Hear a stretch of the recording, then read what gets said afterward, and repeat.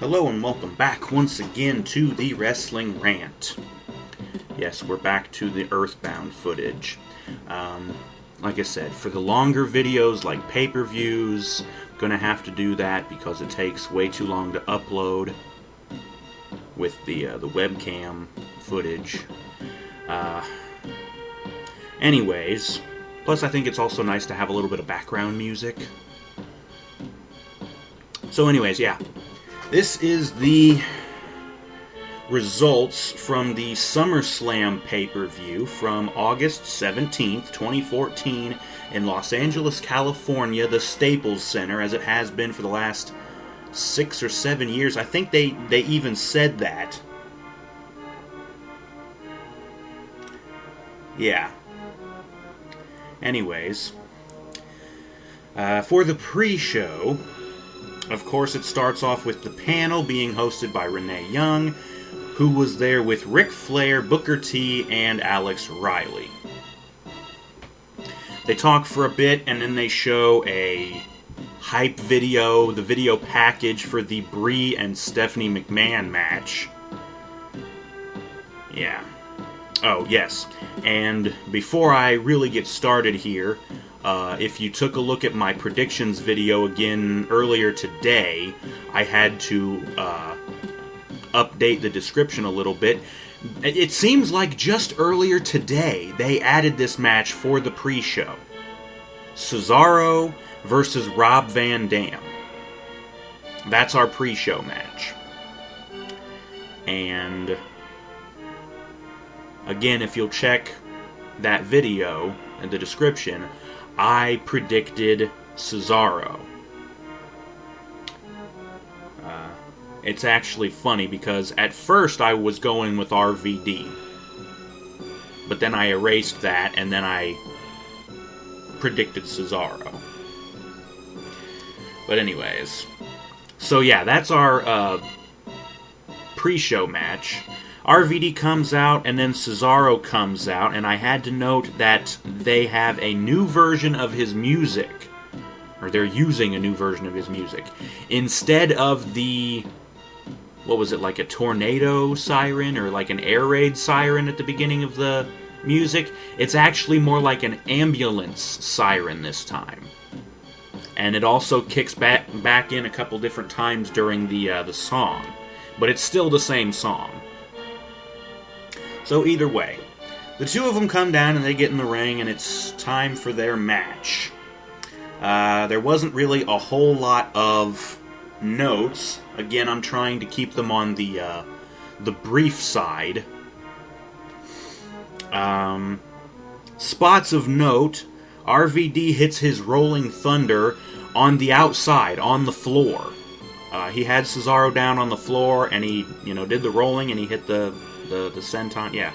So anyways, I think shortly after that, they did a commercial, and yeah, it still pisses me off that they're doing commercial breaks on their network, because the pre-show is only on the network anymore. And good lord, they plugged the network about 8,000 times tonight. Anyways, who cares? Moving on. Back to the match.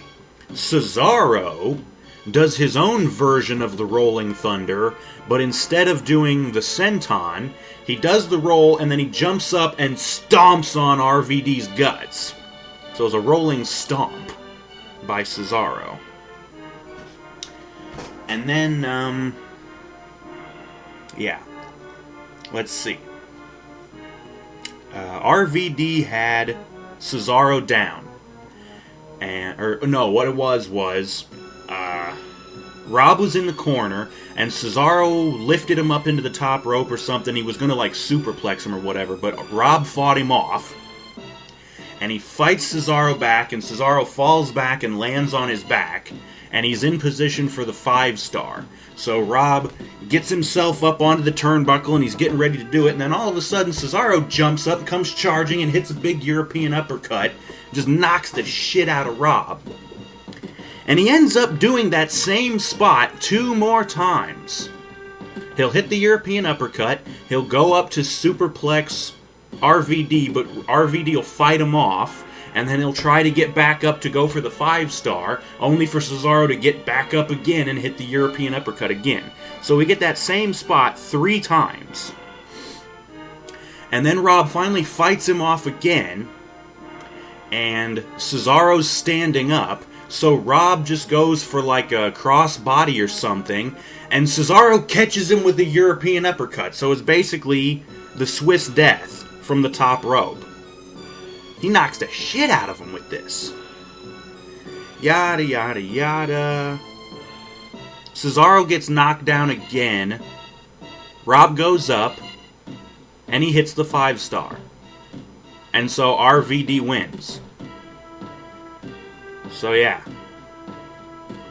It looked like they were really trying to make Cesaro look good, and then, nope, you lose anyways, kid. We're still shitting on you. Yeah. So, yeah, I had predicted Cesaro, so I was wrong there. Anyways, after the match, we cut back up to the stupid panel, and up comes Cesaro, who's dragging the referee with him, and he's complaining to the referee, and he's complaining to the panel, and I'm like, what the fuck? And then they fuck off, and the panel continues talking, and then they... This is some of the stupidest shit. I don't think I ever really mentioned this at all because I thought it was never going to be brought up, really. But the WWE held a contest a while back.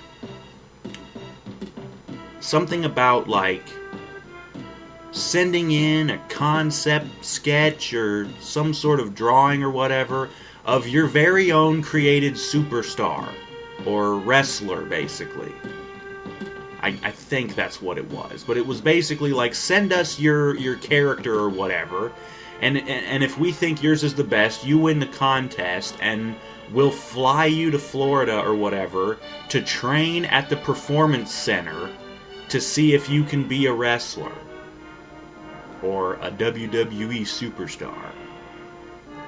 And the winner was this guy named Jake Tucker, and his gimmick or whatever, his name was the Mama's Boy.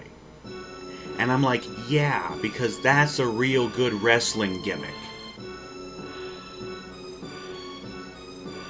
They bring this guy up to the panel, and he's talking with them and whatever, and then he fucks off.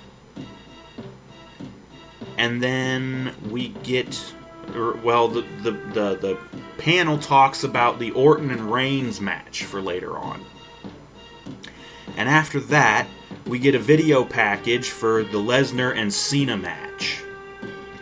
And after that, that's the end of the pre-show, and it's time for the pay-per-view. Now, the pay-per-view starts off with Justin Roberts, the ring announcer, introducing Hulk Hogan, who comes out to the stage. And he cuts a promo, basically just plugging the fucking network a bunch.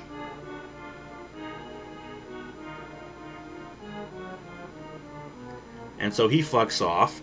They play the opening video package, which hypes all the different matches and, you know, goes over the feuds and everything.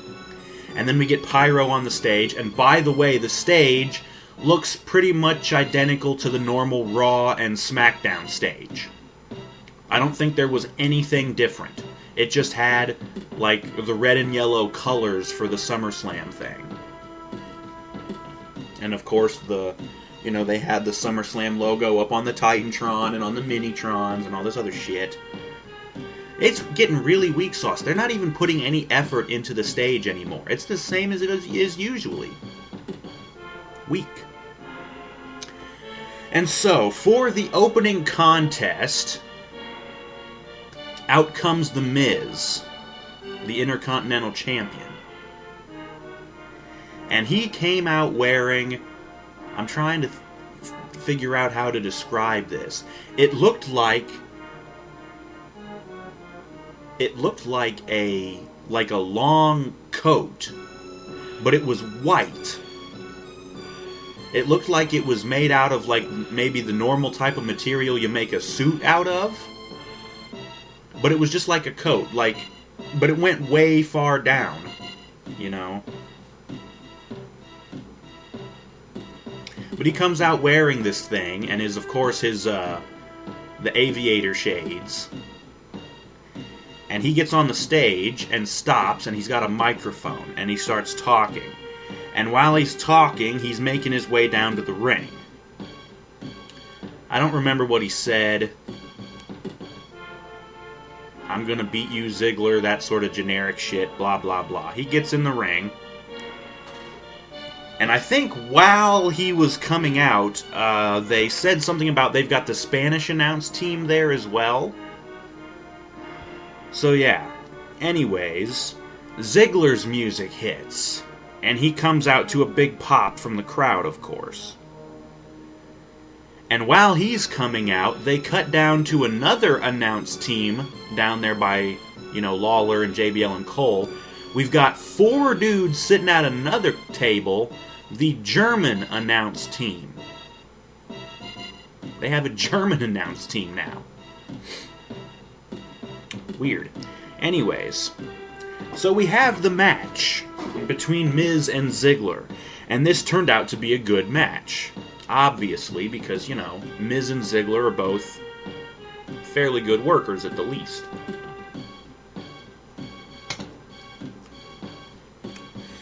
Immediately there was a "Let's Go Ziggler" chant, and Ziggler takes a hard shot, chest first, into the turnbuckle.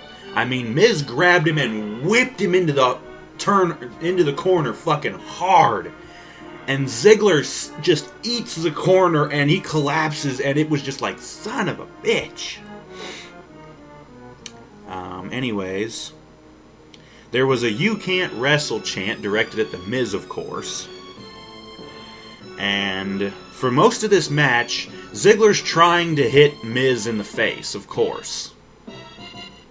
And Miz keeps, you know, jumping back, jumping out of the way.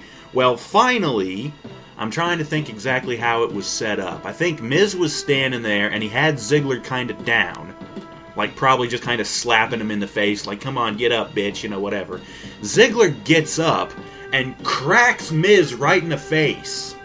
Just nice big punch, just whack. Or maybe it was a slap, I don't know, it looked like a punch. But he hits this, and it staggers the Miz. Ziggler jumps back and super kicks the fuck out of Miz.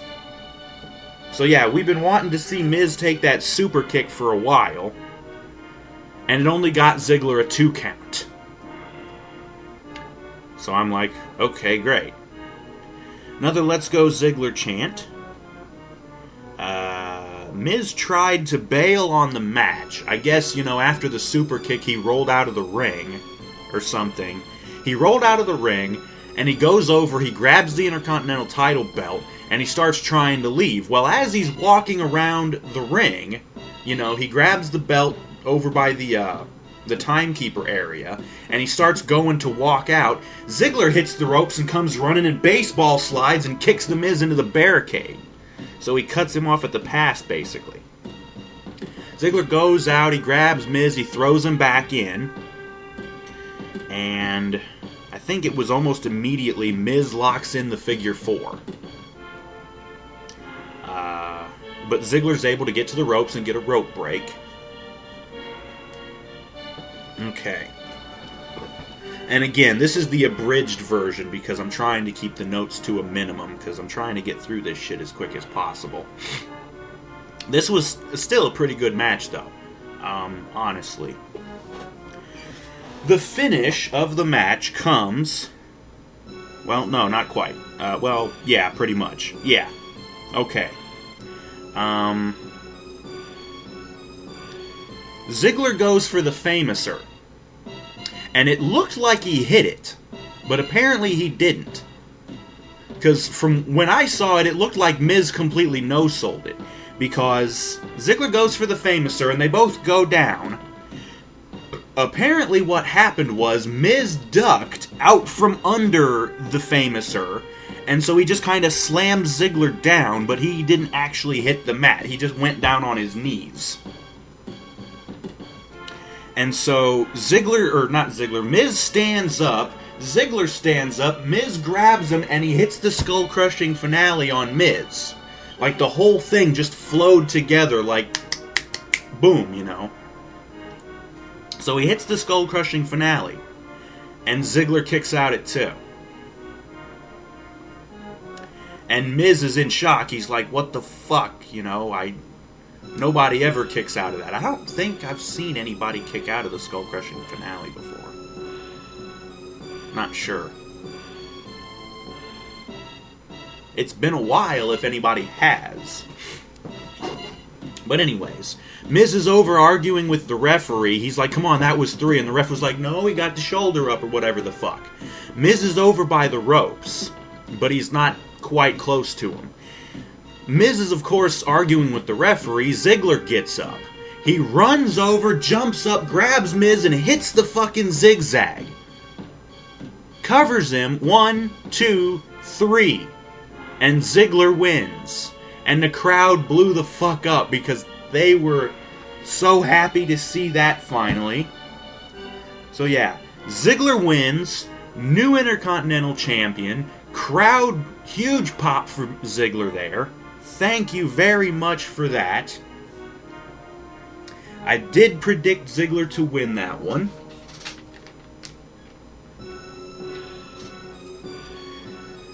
Okay, after that, the commentators announce that our next pay-per-view is going to be Night of Champions, and that will, of course, be next month, September 21st, from Nashville, Tennessee.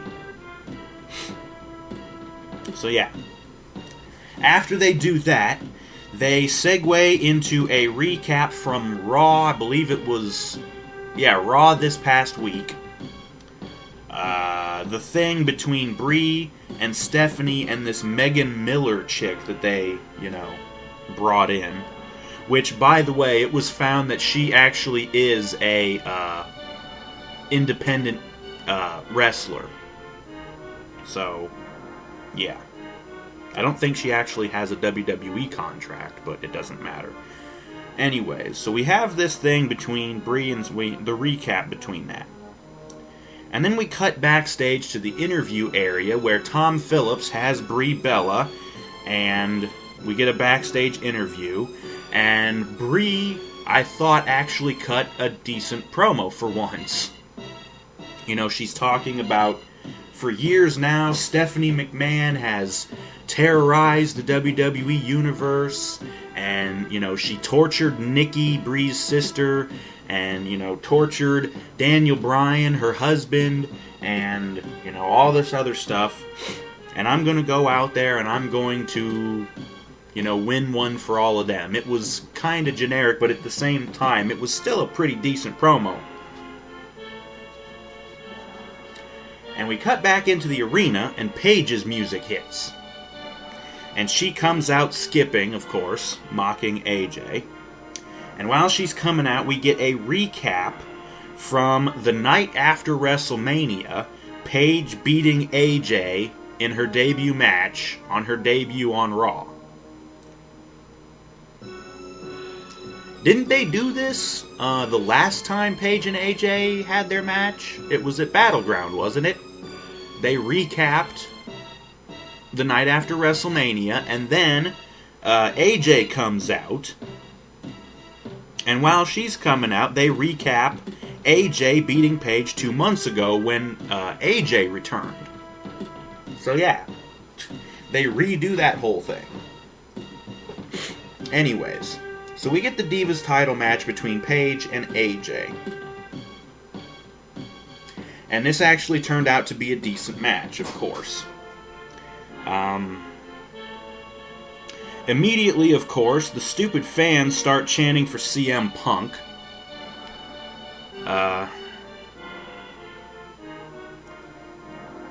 Let's get honest, folks. He's not coming back, so you might as well stop chanting for him.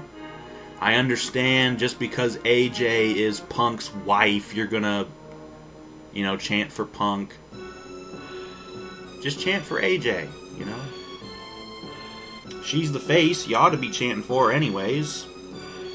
And she's good, too, so, again, there's no reason not to chant for her. But anyways, Paige puts her hand out for a handshake. AJ grabs it and starts biting it. She starts biting her fucking hand. And somebody got a chunk of their hair pulled out. I don't know if it was Paige or AJ, but somebody lost a chunk of hair. I think it was AJ. But anyways, let's see. Paige ends up on the outside of the ring, and AJ's on the apron. She kicks Paige once or twice or something, and then she went to do something, but Paige caught her and got her down onto her shoulders in like the electric chair position. And she turns her around and shoots her up forward and plants her face first onto the barricade. So, electric chair face drop to the barricade.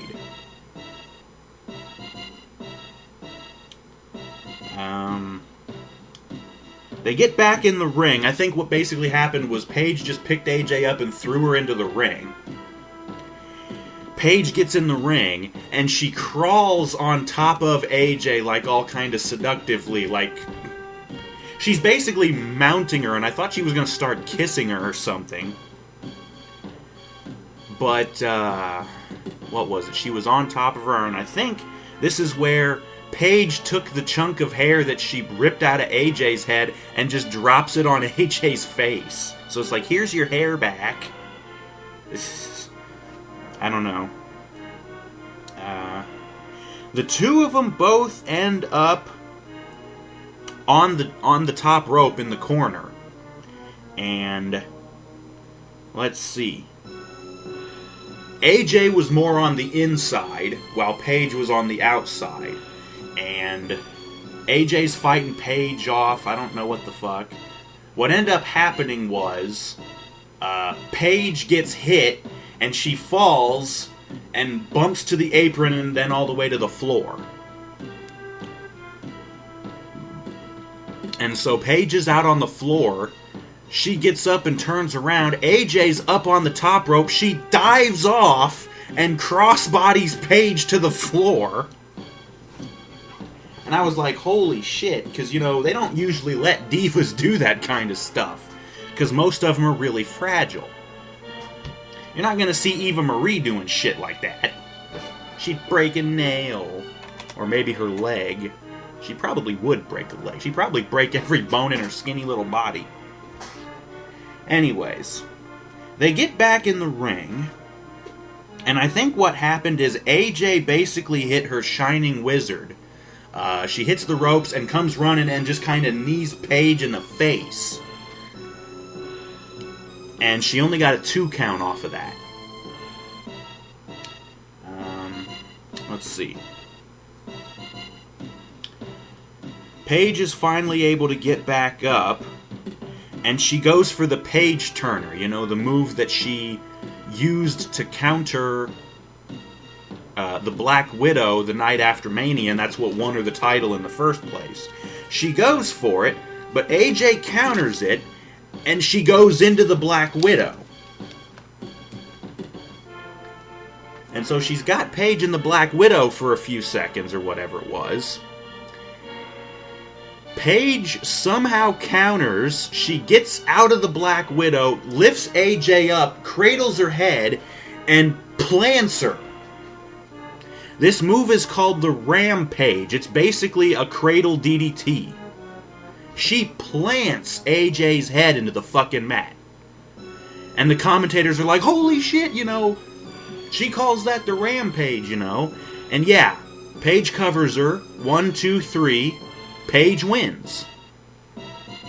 So yeah, Paige wins, new Divas champion.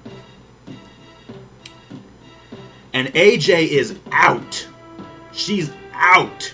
She barely moves for the next minute or two.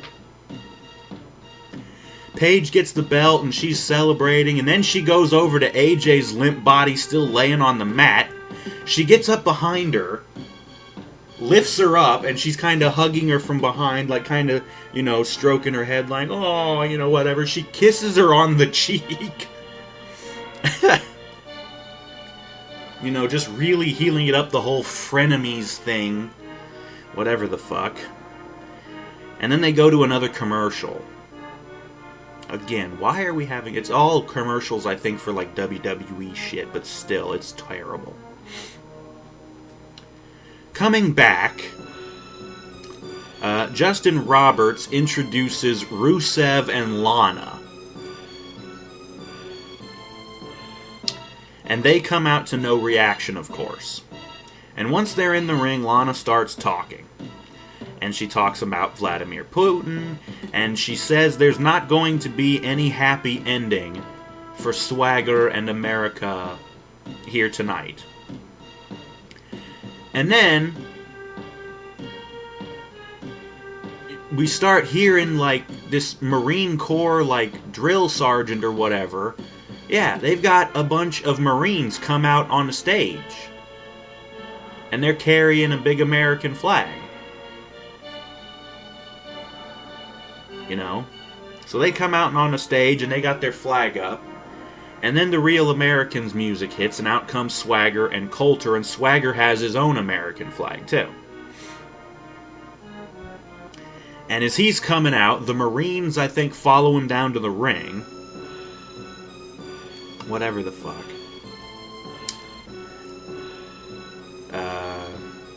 The four of them are in the ring. Swagger, Coulter, Rusev, and Lana. They're in the ring. And let's see. Rusev waves his flag. Of course, he's got his Russian flag. And then Swagger starts waving his flag. And while he's waving it, Rusev jumps him and clocks him and starts beating the crap out of him. Only for Swagger to come back and knock Rusev down and then lock him in the Patriot Lock. And apparently he's really cranking on it because for the whole match, Rusev is selling his ankle. So yeah, this was all before the match. So there wasn't any official match. And hell, before the match even started, Rusev's in the corner, he's like, ow, fuck my ankle, and Lana's yelling at him, telling him to get up. And the referee's like, come on, you gotta get up or I can't start the match. And Rusev's like, no, I can't go, my ankle, But either way, he finally gets up, and the referee finally starts the fucking match. Now, I have to say this now before we get into the match. You'll probably notice that I did not say anything about the flags being mounted on poles in the corner of the matches. That's because this is not a flag match. Not the usual type of flag match, at least. Normally, like I said, a flag match is you got a pole in opposite corners, and you have one flag mounted on the one pole, and the other flag mounted on the other pole. And the winner is supposed to be whoever can climb up and take their flag down. No. This is not a flag match. Roberts, the ring announcer, had to explain this before the match. He said, whoever wins this match will have his country's flag raised over the ring.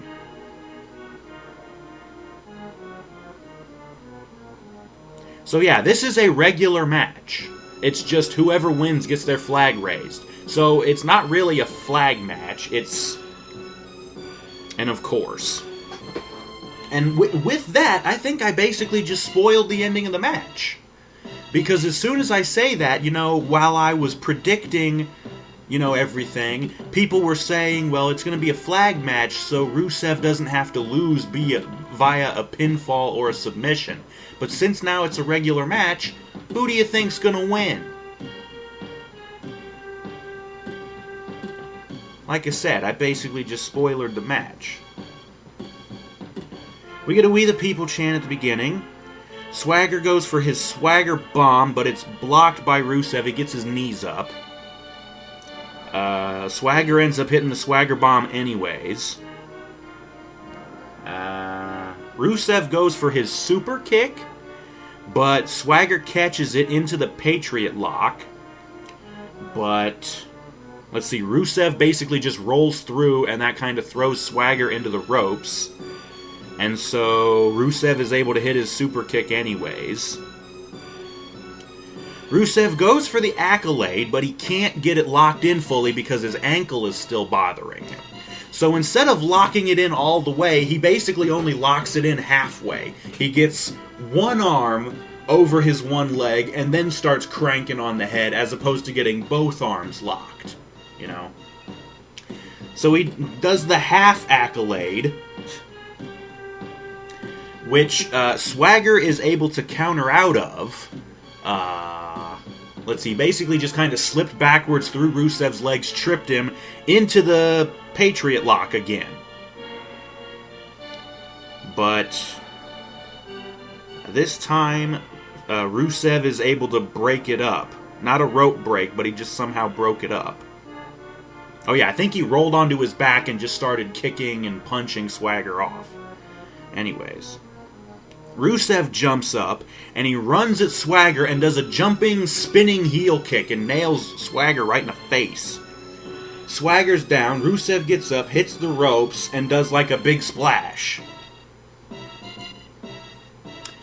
And then he stomps on Swagger's back like he always does before the accolade. He puts him in the full accolade this time, and he gets it locked in. Swagger won't tap out. But Rusev's got it locked in, and he's not letting go, and they're nowhere near the ropes. So what we end up getting is the finish from Bret Hart versus Stone Cold Steve Austin at, I believe it was WrestleMania 13, the submission match, where Austin passed out from the pain and loss of blood. And so Bret won, basically by a referee stoppage. That's what happens here. Swagger won't tap out, but Rusev's not letting him out of the accolade. Swagger passes out from the pain. And so the referee has to call the match. So Rusev wins by a referee stoppage because Swagger passed out. So, like I said, Rusev wins. Crowd's dead, of course, because they're always dead when this motherfucker wins. Him and Lana are standing there victorious. Swagger's out cold. He's lying on his face, just out. Zeb gets in the ring to check on him. And Lana's kinda yakety-yakking at him, whatever the fuck. And then Rusev charges and kicks Zeb in the face. And basically knocks him out. And he's selling like gruesome death.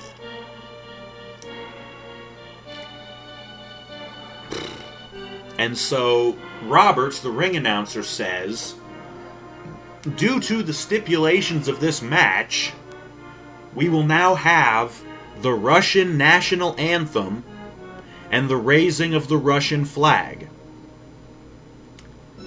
And so, sure enough, the Russian national anthem starts playing, and back behind the ring I can see these two chains, I think it was, hanging down from the rafters. And sure enough, up comes the Russian flag, comes up, and Rusev and Lana are standing there, and I think Rusev was waving his flag. And the crowd's dead, of course, this whole time. And they cut to another commercial. This match, I was actually wrong about. I thought Swagger was going to win. So that's 2 wrong so far, and what was it? Ziggler and Page I was right about so far. Yeah, so I'm 2-2 right now.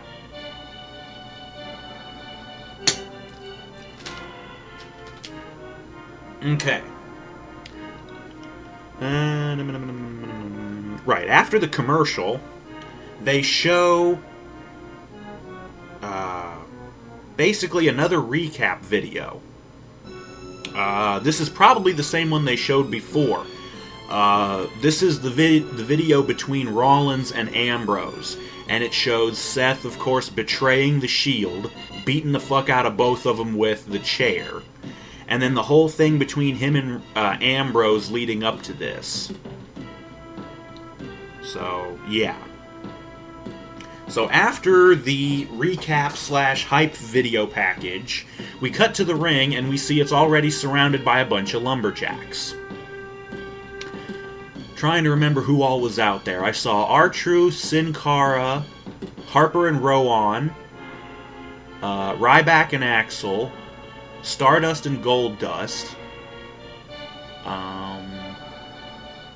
I think I saw Sheamus.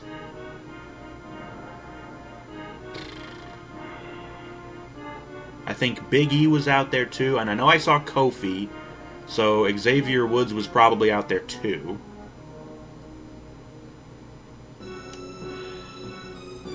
Heath Slater, I think, was out there. Titus O'Neil. I think that's all the guys I can remember. I'm sure there was probably a few more. But either way. So the lumberjacks are around the ring. Rollins' music hits. And he comes out to no reaction. And he of course is carrying his Money in the Bank briefcase. So apparently the Authority just printed him up a new contract, and he's gonna hang on to it still, even though Ambrose ripped it up and poured popcorn and soda into it, and, you know, whatever. So either ways, Rollins comes out to no reaction, because the crowd don't give a fuck about this guy anymore. He might be a good wrestler, but his character right now is just boring as shit. And basically, anybody who teams up with the Authority is going to get no fucking reaction. None. You get nothing by proxy just because you're associated with those motherfuckers. And rightfully so. Because the Authority needs to disappear. For good. Anyways, Ambrose's music hits, and he comes out to a nice pop. And then we get the surprise of the night, folks. While I was talking about this lumberjack as it was being hyped up and everything, I kept saying that lumberjack matches are pretty much always lousy. This one managed to be good. I don't know if it was the match of the night. I don't think I would say that. It was still a pretty good match. But again, you've got Ambrose and Rollins in there who can both fucking work, and they worked their asses off in this match. Good Christ. It started in the usual sort of lumberjack fashion, you know, where one guy would throw the other guy out. In this case, it was Ambrose who would keep throwing Rollins out, and the face lumberjacks would just kindly grab Rollins and chuck him back into the ring, you know. Whereas, a couple of minutes later, Rollins ends up throwing Ambrose to the outside, of course over by the heel lumberjacks, and they beat him up first before, well actually the first couple of times Ambrose fights him off, because he's like, oh no motherfuckers, I know this is what normally happens. So he fights him off the first couple of times, and just kind of scrambles back into the ring. But, of course, that doesn't last very long, because he does end up getting beat up by the lumberjacks later. Let's see. There's a Let's Go Ambrose chant. Okay, and then here was a good fucking spot. Let's see. Ambrose gets knocked through the ropes, and he's out on the apron. And here come a couple of the heel lumberjacks. They're going to grab him, and the referee's like, he's not out of the ring yet. And they're like, okay, whoa. And so Ambrose is like, get the fuck back, you know. Rollins comes over, and he grabs Dean from the apron, and goes to suplex him into the ring. You know, that sort of classic spot where you're on the apron, I'll suplex you back into the ring. Well, he goes for it. Ambrose counters, lands on his feet on the apron. He lifts Rollins up and suplexes him backwards out of the ring on top of a pile of the fucking lumberjacks. All the way to the floor.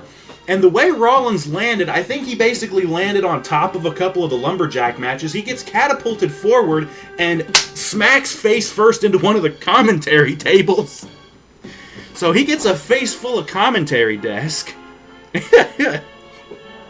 That was hilarious. And of course, after that, we get a big brawl. the lumberjacks are all brawling with each other. You know, the face ones are fighting the heel ones, and Rollins and Ambrose are trying to get at each other, but they're both getting whipped by some of the lumberjacks and whatever. Ambrose knocks Rollins over the barricade into the crowd,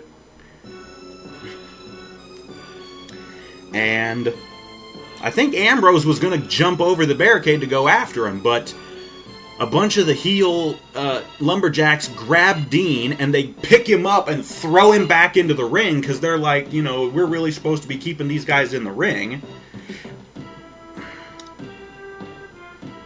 And so Rollins is still out in the crowd.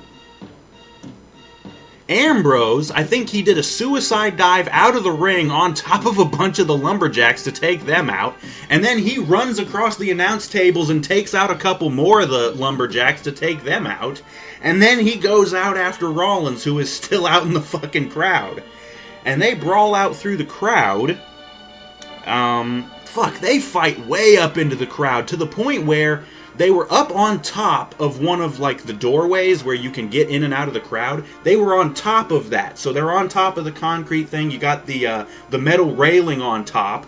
And it looked like Ambrose was going to try and throw Rollins over it, to throw him to the floor, which would have been a hell of a drop.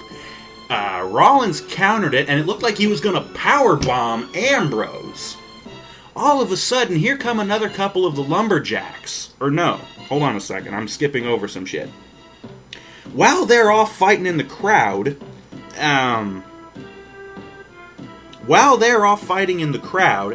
Kane comes out in his suit, Corporate Kane. And he's yelling at the lumberjacks like, you guys are supposed to keep them in the ring, you know, this and that. And so, yeah, apparently he sent a couple of them out into the crowd.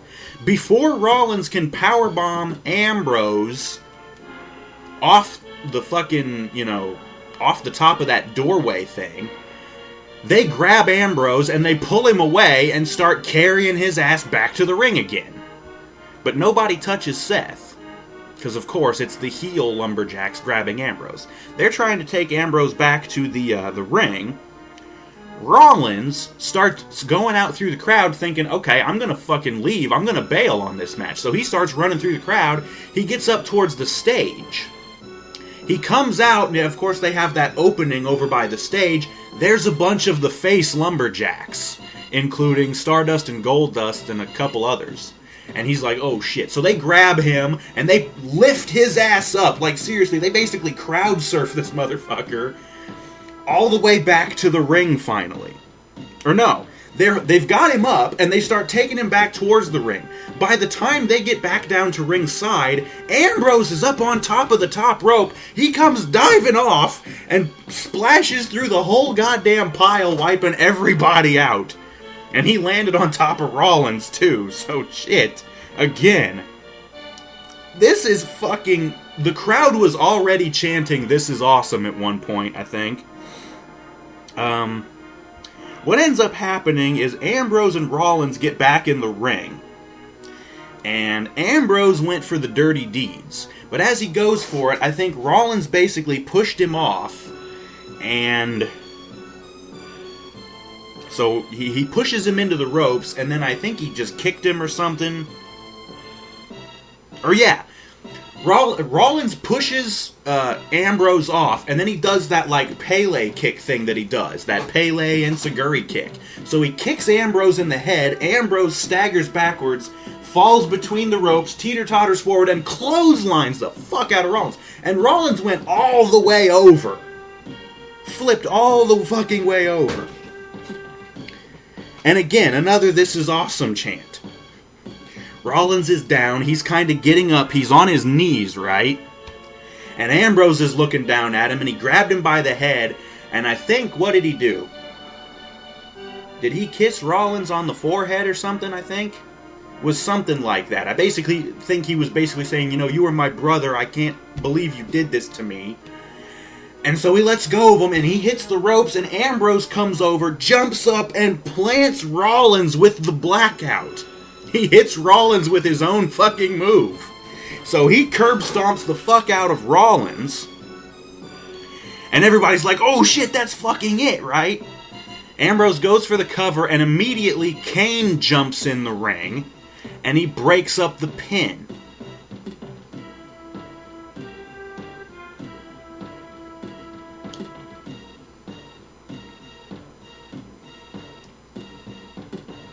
I don't know why there wasn't a DQ. I'm not sure. Maybe the ref had already been taken out. Maybe he was talking to the guys brawling out on the outside of the ring or something. I'm not sure. But Kane broke up the pin. And what ended up happening was Goldust gets in the ring and he gets in Kane's face. He's like, "What the fuck are you doing? We're supposed to be fair and impartial and shit." Of course, Kane isn't even one of the fucking lumberjacks. He's just down there to be the director of operations. So, yeah, Goldust gets in Kane's face, and I think Kane just punched him or whatever, and so all of a sudden, all the fucking lumberjacks jump into the ring, huge goddamn brawl between everybody. Everybody's brawling, people are getting thrown out left and right, and it ends with, let's see, Ambrose was still in, Rollins was down in one of the corners, and Harper and Rowan are the only two of the lumberjacks left. Harper comes running, and Ambrose ducks down, pulls the rope down, and so Harper flies out of the ring.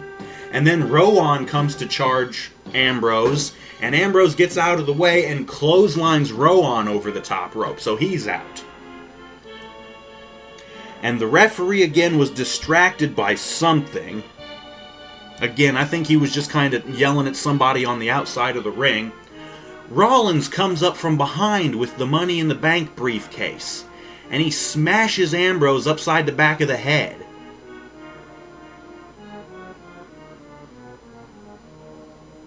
Rollins makes the cover, and the referee counts 1, 2, 3. And so Rollins wins. And of course the crowd is fucking dead.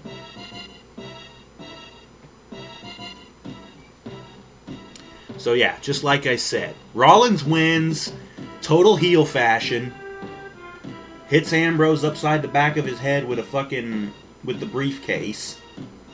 So yes, I did predict that.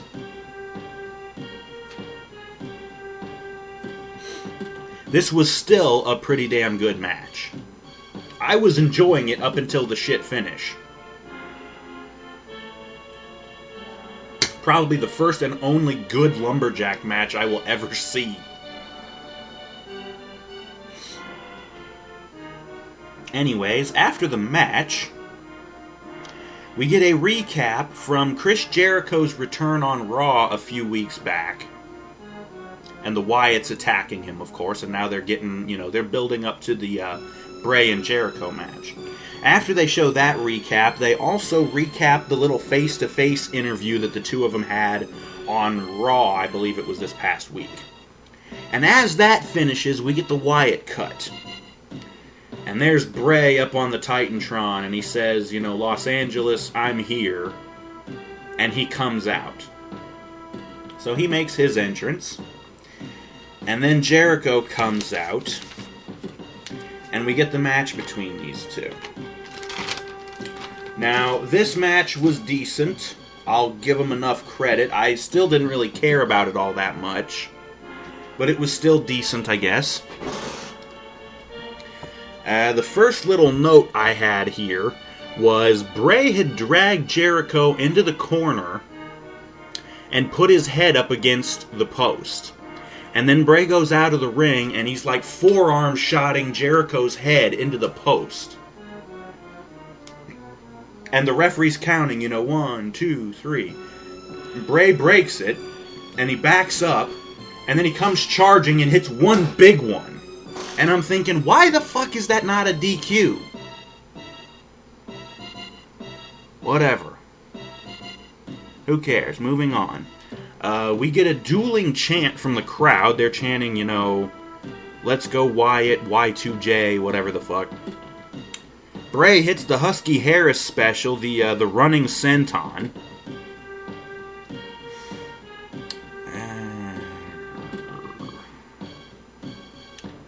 Bray does his little backbend thing out of the corner. And he went for the Sister Abigail, but, let's see, Jericho basically dropped down and went for a roll-up, like a schoolboy roll-up, which he only got a 2, but then he immediately went into the walls of Jericho.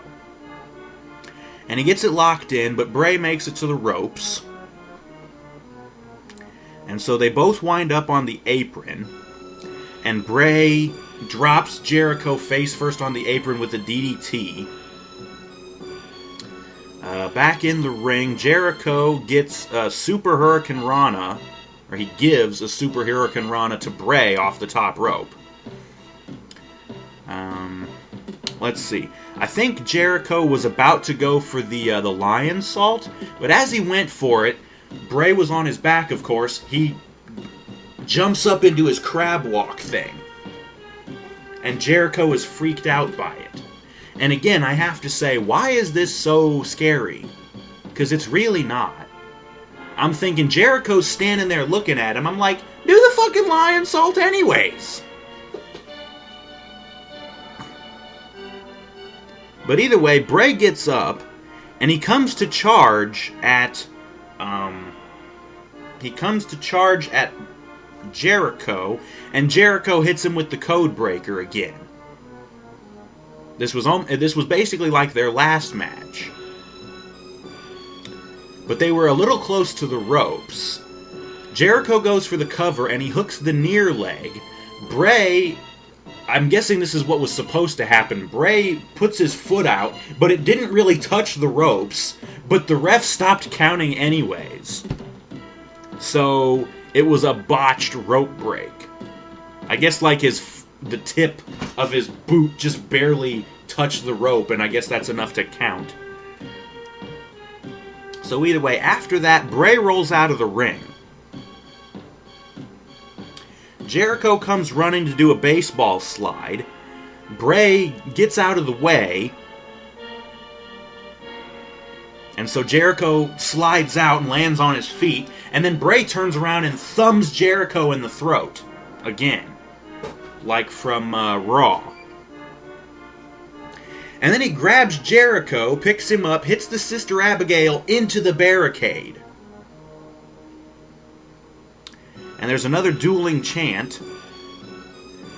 Bray picks up Jericho, throws him into the ring, gets in with him, picks Jericho up, hits the Sister Abigail again, and gets the 1, 2, 3. So Bray wins. And what we basically just got right there was the same finish we got to Bray versus Daniel Bryan from the Royal Rumble. If you'll remember, it was basically the same fucking thing, only Bryan went for his suicide dive, Bray caught him, into the Sister Abigail into the barricade, then threw him back into the ring, hit the Sister Abigail again, and got the 1, 2, 3. But it was basically the same fucking thing. Anyways, lights go out, and Bray starts cutting a promo. Don't really remember anything he said. But then he starts singing, whole world in his hands, and the crowd's singing with him like morons. And then it cuts away, and it goes to another commercial.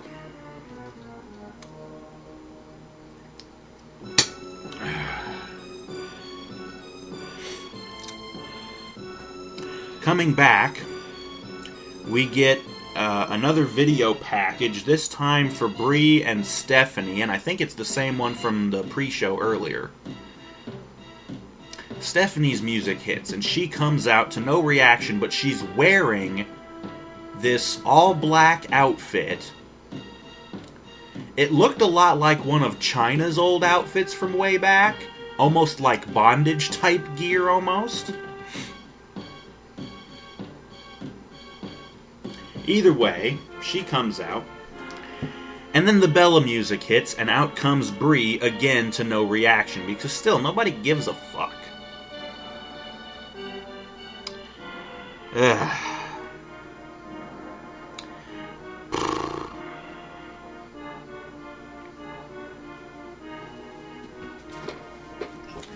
What we proceed to get is just what I said it was going to be, another crappy match.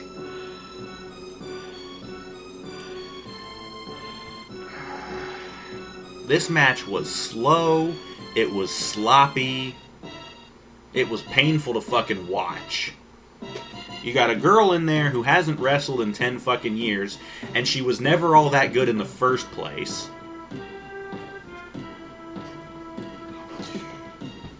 Let's just go through it, I guess. Brie went for the yes lock, but Stephanie got out of it, rolled out of the ring. And so Brie goes for a suicide dive, which it looked like Stephanie basically blocked it, you know, like the forearm shot kind of thing.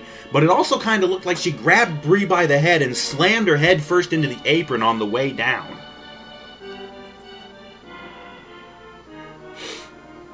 Let's see, back in the ring, Stephanie had Brie down, and she did the Mr. Perfect neck whip.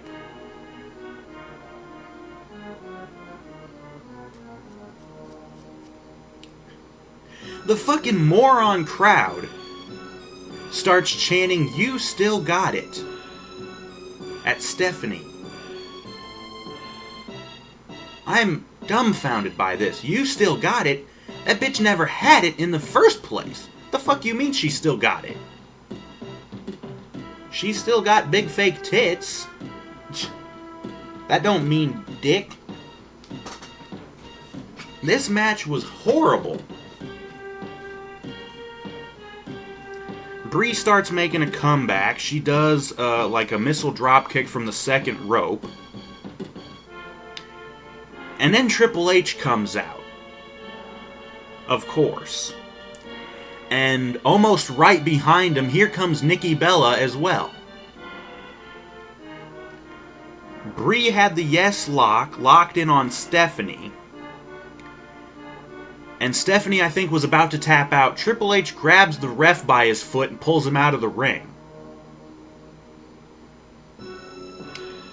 And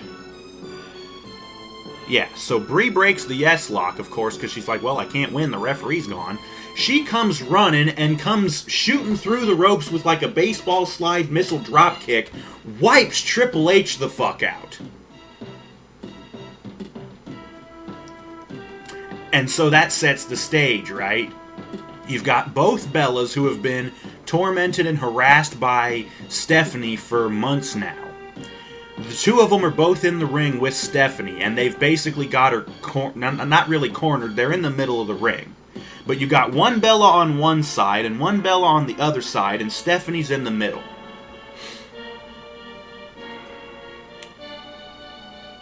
And what the fuck do you think happens? What has been speculated for so long? Nikki grabs Stephanie, throws her out of the ring, and then forearm shots the fuck out of her sister, Brie. Knocking Brie on her fucking ass. I don't know if she beat her down or anything, but she did whatever the fuck. She gets the hell out of there. The referee gets back in the ring. Or no. No, Nikki went out of the ring. Stephanie gets up, she grabs Brie, and hits the fucking pedigree on her. And I think Nikki threw the ref into the ring. And so, Stephanie makes the cover, and the referee counts 1, 2, 3. And Stephanie wins. And the crowd was fucking dead. Again. And apparently the celebration for this shit went on for a while. Stephanie and Triple H make out in the middle of the fucking ring. Good Christ. Crowd's dead. They cut to another commercial, finally. Ugh. When they come back, Randy Orton's music hits.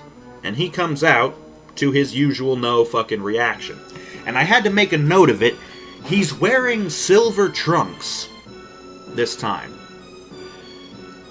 He usually wears black trunks with his little design on them. Well, this time the trunks are silver. Still had the design. I couldn't remember. I think it was blue. The design. I'm not sure. But he comes out. And while he's coming out, we got a recap from Randy beating the shit out of Roman a couple of weeks ago on Raw. RKOing him through the announce table. After that, Reigns comes out. And I had to also make a note of Reigns' outfit. Like I've said before, normally the trim on his outfit is gray, and then sometimes he has like a gold. Well, this time it was blue. I was like, okay, whatever. So we get the match between Orton and Reigns. And again, this turns out to be another good match. So yeah, this was the litmus test for Reigns. And this was a good match. So, yeah. Saw some different stuff from Roman. Although there was still a lot of brawling and stuff. Let's see. Randy hits a superplex on Roman. Out of the corner, of course. Roman hits his apron dropkick. They fought out to the outside of the ring over by the commentary tables. And Randy does his belly-to-back suplex, slamming Roman onto the announce table. And then he grabs Roman and throws him into the ring steps. Later on, they were back in the ring, and they were both up fighting on the top rope. And Roman ends up hitting a Super Samoan drop on Orton from the top rope. And then he hits the Superman punch, and he gets ready to go for the spear. He goes for it, he comes charging, Randy catches him right into a fucking, just a whiplash of a power slam. He snapped him hard with that power slam. Randy hits his rope-hung DDT. And let's see. Randy was coiling for the RKO. Of course, after he does the rope-hung DDT, he always gets ready for the RKO. He goes to do it. He jumps up to do it. Roman catches him, pushes him off. Randy turns around, goes to clothesline Roman, but Roman ducks under it, hits the ropes, jumps up. I guess he was going to go for the Superman punch or something again. Randy catches him in midair, hits the RKO. He covers him, 1, 2, and Roman kicks out. Roman kicked out of the fucking RKO. And Randy's like, what the fuck? And he's even out, he's arguing with the ref. That was 3, and the ref was like, no, we got the shoulder up, man. And Randy's, he's yelling at the crowd saying, shut up, whatever the fuck. And he's like, what do I do? What do I do? Well, Roman's down. Randy starts looking over at him, and he's like, he starts backing up into the one corner, and I'm like, yeah. And I could see this coming from a mile away. He goes for the punt kick. Well, as he's charging Roman kind of jumps up and sweeps Randy's legs out from under him. Let's see.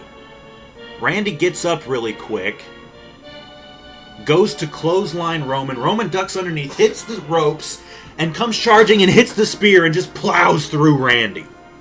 Gets the cover, 1, 2, 3. Roman wins. Huge fucking pop, of course. So Roman wins the match, just like I thought he would. So I was right there, and I was right about Stephanie winning, and I was right about Bray Wyatt winning too. So that's 3 in a row. So yeah, Roman won. He celebrates for a bit and gets the fuck out of there. And then they showed a video package. This was basically announcing that SummerSlam next year is not going to be in Los Angeles again. No. Instead, SummerSlam is going to be in the home of, what was it? It was WrestleMania, I think it was 29, when they were in New York / New Jersey. I think that was 29. But apparently they're going to be in the same arena next year for SummerSlam. It'll be the 2015 SummerSlam, New York and New Jersey. So, yeah. After that, they show the same video package for Cena and Lesnar that they already showed before. after that gets done, Lesnar's music hits and he comes out with Heyman, of course. He gets his pyro on the stage and at the ring. The four corners blowing up, yeah. And then Cena comes out and he gets his usual chorus of boos. And so, yeah.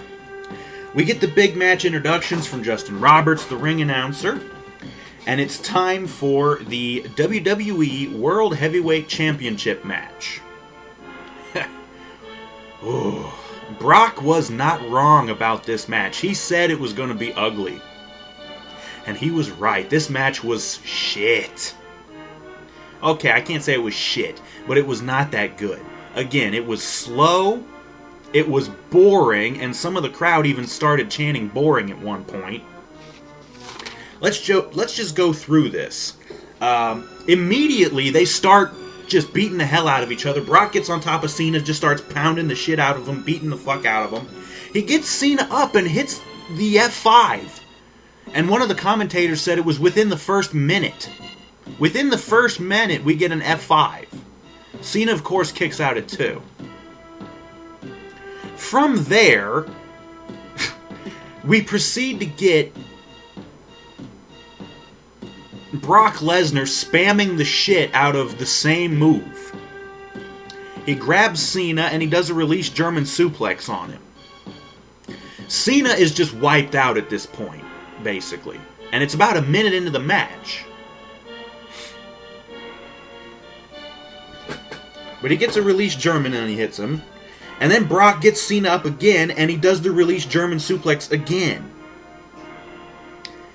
And basically, like, I don't know if you want to call it the psychology of this match or the story behind this match, is Brock is just destroying Cena. And he keeps asking the referee, check him. Ask him if he wants to quit. This is basically the same fucking storyline or psychology we had in the match between Undertaker and Triple H from WrestleMania the one year where it was in the Hell in a Cell with Michaels as the referee. And Triple H kept telling Shawn, stop the match, I'm gonna kill him, or something like that, It was basically the same story. It got old quick. Cena tries to make a comeback, but Brock just beats the fuck out of him.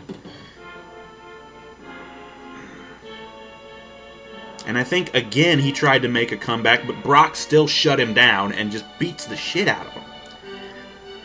And Lesnar starts hitting more release German suplexes. Again and again. And Cena finally makes another comeback, but it gets stopped. Oh, right. Cena had just rushed Lesnar and hits him with like a jumping forearm shot that kind of staggered him. And so Cena hits the ropes and he hits another big running forearm shot, which staggered Lesnar again. And he went for a third time, but Brock caught him, lifted him up on his shoulders to go for the F5. But Cena slipped out of it and got Lesnar up and hits the attitude adjustment. Lesnar kicks out at 2. And so they're both kind of wiped out for a second, and then Brock sits up like The Undertaker usually does. With the Jason Voorhees spot. And the camera gets a good shot at his face. He starts laughing. And he's got his tongue hanging out. He's he jumps the fuck up. He's bouncing back and forth. Just no-sells everything. This motherfucker is in full-on beast mode. Cena's still kind of wiped out. He's slumped over in the corner. He goes to get up. They both charge each other. Lesnar does like a double leg takedown and gets on top and just starts raining down punches. And Cena's doing his best to cover up. This was basically like an MMA match, only not even close. This is the WWE version of an MMA match.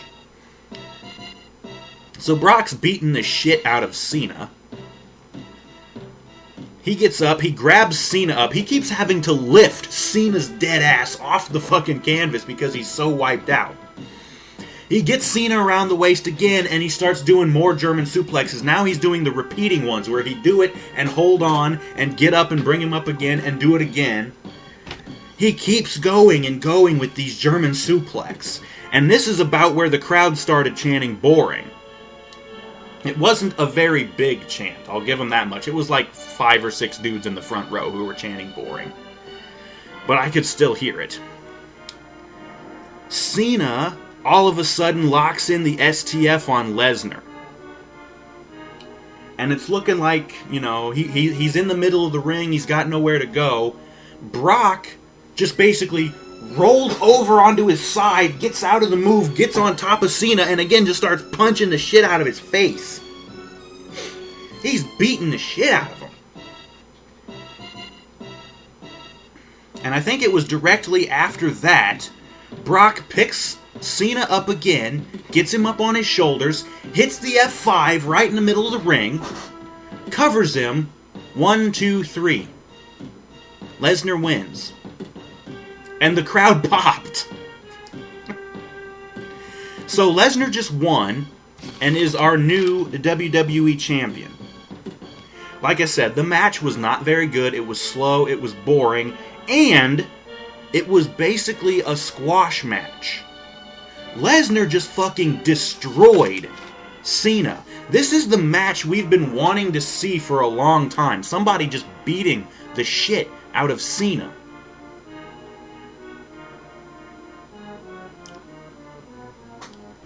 Lesnar's got the 2 belts and he's there with Heyman and he starts leaving. And Michael Cole said, yeah, Lesnar hit 16 German suplexes. 16. Spamming the fuck out of it. Jesus Christ, though. Doesn't matter. That's the end of the pay-per-view. No Seth Rollins cash in, of course. He's not stupid enough to try and cash in on Lesnar. So yeah, that was it. Lesnar wins, new champion. Let's see. He won the WWE World Heavyweight title. Paige won the Divas title. And Ziggler won the Intercontinental title. So that's 3 different title changes we had in one pay-per-view. And going over my predictions, I was right about Lesnar winning. And I was right about the majority of the matches because I only missed 2. The Cesaro winning the pre-show match I was wrong about because RVD actually won. And then I had predicted that Swagger was going to beat Rusev. Because, you know, I thought it was going to be an actual flag match. Not this bullshit excuse of a flag match that we got where it was just a regular match. But yeah, I was wrong about those 2 matches. Everything else I was right about. Bray beat Jericho. Paige beat AJ. Ziggler beat Miz. Rollins cheated his ass off to beat Ambrose. Reigns beat Orton. Stephanie beat Brie. And Lesnar beat the fucking shit out of Cena. So I go, let's see, 1, 2, 3, 4, 5, 6, 7. 7-2.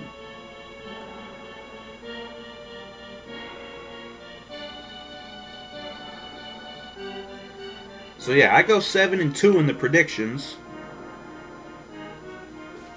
Oh well. Overall, the pay-per-view... I don't know how to really grade this one, because we did get some good matches. Let's see. The Cesaro and RVD match on the pre-show was good. You know, whatever.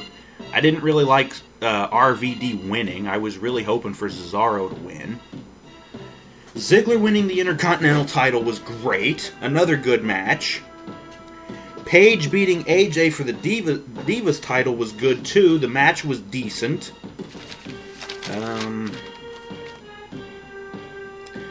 Rusev can fuck off. I didn't give a shit about that match, but it was still a decent match. Swagger probably just dragged Rusev to the best match of his fucking career. But it only goes downhill from there, Rusev, so... yeah. And then we actually got a good lumberjack match from Rollins and Ambrose, with Rollins winning. Like I said, that was a good match too. Bray beating Jericho was a decent match. I didn't really care about it, but it was decent, I guess. Stephanie and Brie was crap. Okay? Fuck that. Orton and Reigns was a good match. And Reigns winning, of course, we knew that was going to happen. That was still good, though. Still a good match. And then we get the biggest fight of the summer. Yeah! I'm going to do my Vince voice. Yeah! The biggest fight of the summer. Lesnar beats the shit out of John Cena. Yeah! It is basically amounted to a fucking squash match. Lesnar beat the shit out of Cena. He wasn't fucking kidding in that video package, was he?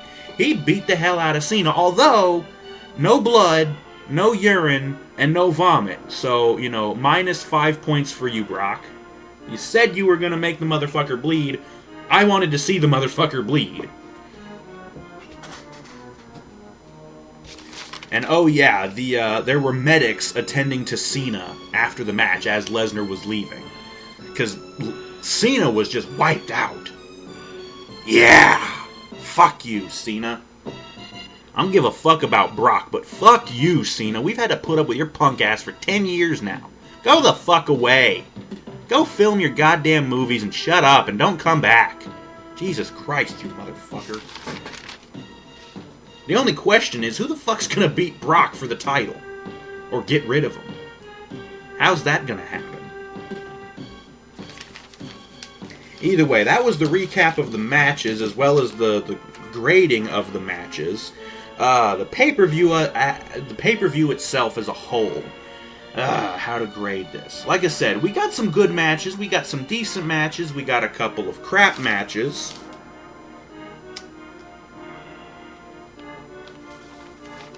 At least in my opinion. Was pretty predictable, though. I was only wrong about 2 matches.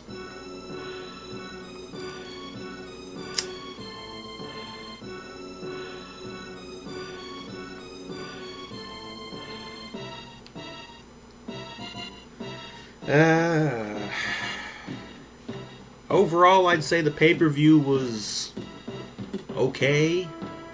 I guess decent, Ziggler winning the Intercontinental title. Thank you. Just please, do not have him lose the fucking belt to Miz tomorrow night on Raw. That's the worst thing you could do. And don't have him lose it to Barrett either, if Barrett decides to return. Because we haven't seen his punk ass. And I hope we don't see him ever again. I've got some bad news. Fuck you, Barrett.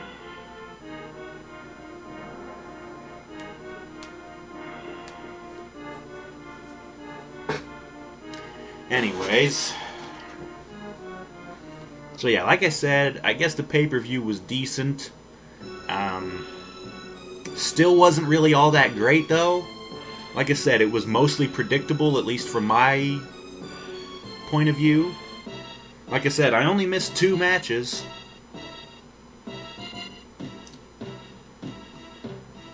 But it just seems like they're getting lazy with these pay-per-views. Like I said, the stage. They didn't bother doing anything special for the stage. It looked just like the normal Raw and SmackDown stage. So they didn't even bother changing the stage. Stupid as fuck. Anyways. Let's see, what else to say? Where do we go from here?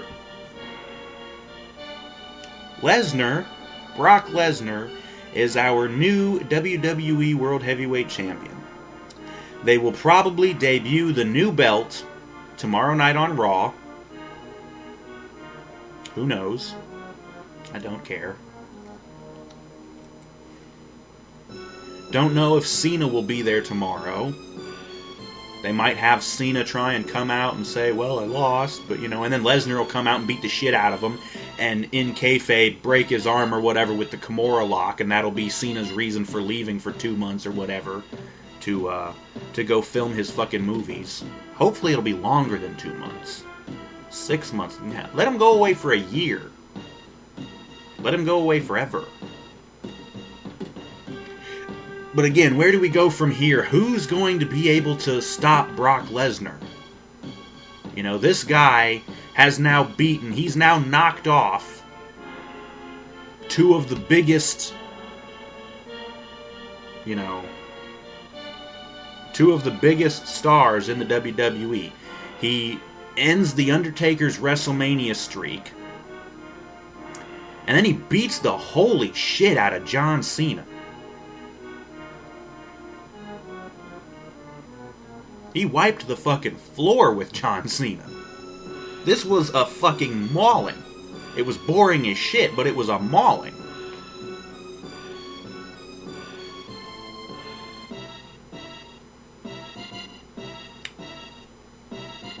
But yeah. Who's going to be able to beat Brock for the title? I don't know.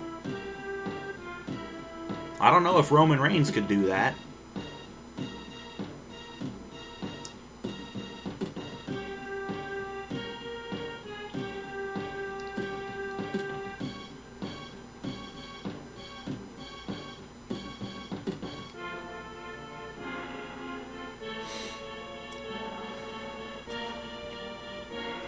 I don't know where we go from here.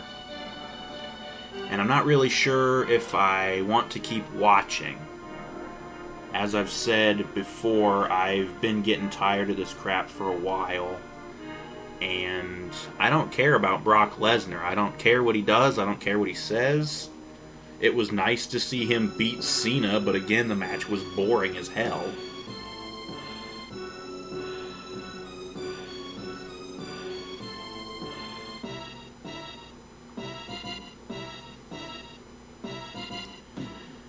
So, the main event right now, the main event scene with Lesnar as champion, it doesn't look too good, because realistically, who the fuck do they have that could beat him? You could try and build up Roman Reigns, but I don't know if I would buy that. Like, I like Roman, but I just don't see him beating Lesnar. They'd have to come up with some massive screw job or whatever. Just a bunch of guys come in and beat the hell out of Lesnar. And then have Rollins cash in on him or some shit.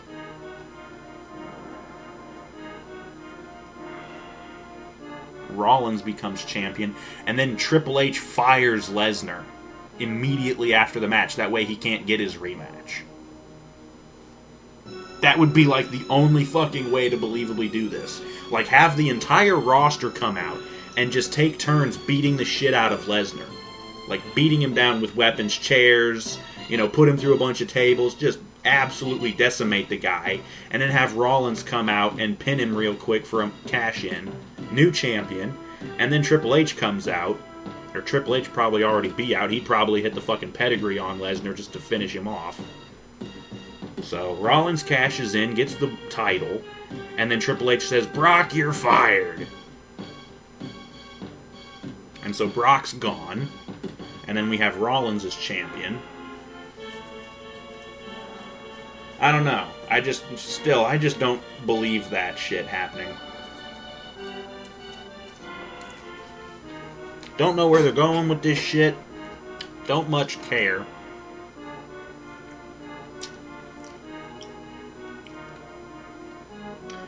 I don't know, I guess I'll watch Raw tomorrow just to see what happens.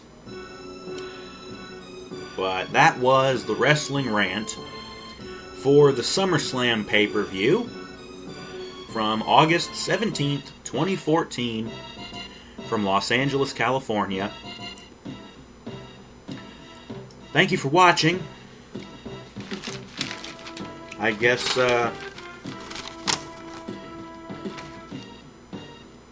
join us tomorrow for Raw, and we will see you then.